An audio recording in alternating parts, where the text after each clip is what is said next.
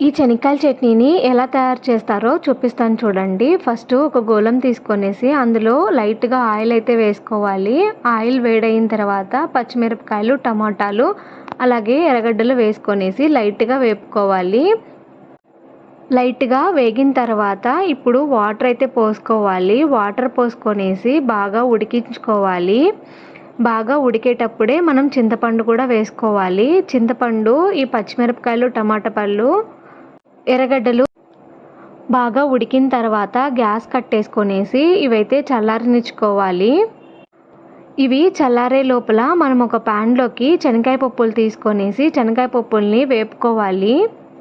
ఈ శనగకాయ పప్పుల్ని వితౌట్ ఆయిల్‌లోనే వేపాలి. విత్ ఆయిల్‌తో అయితే వేపకూడదు. శనగకాయ పప్పులు బాగా వేగిన తర్వాత స్టవ్ కట్టేసుకొనేసి వీటిని కూడా కాసేపు చల్లారనిచ్చుకోవాలి. చల్లారిన తర్వాత వీటి పొట్టునైతే తీసుకోవాలి. పొట్టుతో కూడా చేసుకోవచ్చు, బట్ నేనైతే పొట్టు తీస్తున్నాను. ఈ చట్నీని రోట్లో చేసుకుంటే టేస్ట్ చాలా బాగుంటుంది. కానీ మా ఇంట్లో ప్రెజెంట్ రోల్ లేదు, అందుకనేసి నేను మిక్సీలో వేస్తున్నాను.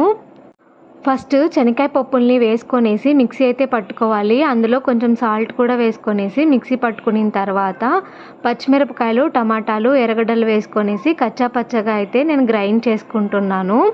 అలాగే ఉడికించుకున్న చింతపండును కూడా వేసుకోవాలి. టమాటాలు, ఎర్రగడ్డ ఉడికించుకున్న వాటర్ ఉన్నాయి కదా, ఆ వాటర్ని కూడా వేసుకొనేసి మనం కలుపుకోవాలి.